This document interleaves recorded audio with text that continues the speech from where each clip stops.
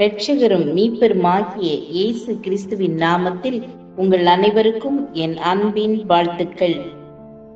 இன்றைய நாளுக்கான வேதவசனம் ஏசாயா 41 அதிகாரம் 13 உன் தேவனாயிருக்கிற கர்த்தராகிய நான் உன் வலது கையை பிடித்து பயப்படாதே, நான் உனக்கு துணை நிற்கிறேன் என்று சொல்லுகிறேன். இன்றைக்கும் குழப்பமான சூழ்நிலைகளிலெல்லாம் நீங்களே முடிவெடுக்க முற்படாமல் உங்களுடைய கரங்களை கர்த்தருடைய கரத்திலே ஒப்பு கொடுத்து விடுங்கள். ஆண்டவரே, உம்முடைய வாக்குத்தத்தத்தின்படி என் வலது கரத்தை பிடித்து நீரே என்னை நடத்தும்.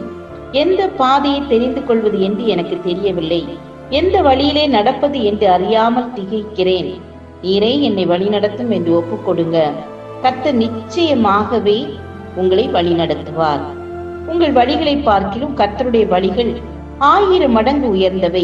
அவர் உங்களை கரம் பிடித்து தமது சித்தத்தின்படியே வழி நடத்துவார்.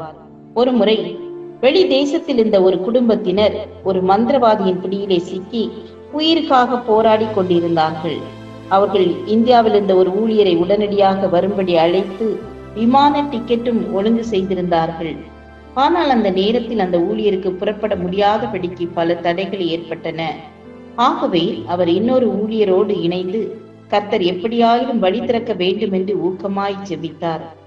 ஜெபித்துக் கொண்டிருக்கும் போது அந்த உடன் ஊழியக்காரர், சகோதரனே, ஒரு மிக பிரகாசமான பெரிய கரத்தில் நீங்கள் சிறிய உருவமாக நின்று கொண்டிருக்கிறீர்கள்.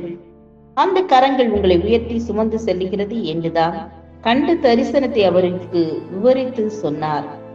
பிரகாசமான கர்த்தருடைய கரத்தில் நான் என்கிற உணர்வு அவருக்குள் பெரிய சந்தோஷத்தையும் பெரிய விசுவாசத்தையும் கொண்டு வந்தது. அதை தொடர்ந்து கர்த்தர் அவருக்கு இருந்த எல்லா தடைகளையும் நீக்கி போட்டார். வேதம் சொல்லுகிறது, அவர் நம்முடைய தேவன், நாம் அவர் மேய்ச்சலின் ஜனங்களும் அவர் கைக்குள்ளான ஆடுகளுமாமே என்று.